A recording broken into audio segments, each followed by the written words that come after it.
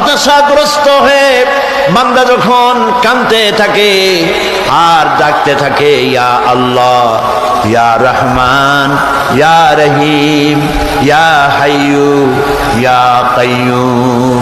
একটুখানি তাহাজ্জুদে ওঠেন, গভীর রাত্রে ঘরের সবাই যখন ঘুমানো, আপনি তখন উঠুন, উজু করে একাকী রুমের ভিতরে ঢুকে তাহাজ্জুদের নামাজ আদায় করে চোখ বন্ধ করে যদি ডাকতে থাকেন মধুর সুরে, ইয়া আল্লাহু, ইয়া রহমানু, ইয়া রহিমু, ইয়া হাইয়ু, ইয়া কাইয়ুম।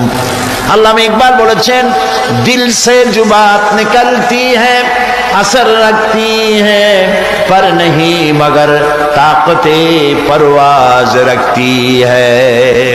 দিল থেকে যে কথা উচ্চারিত হয়, মুখের কথা আর মনের কথা ভিন্ন রকম।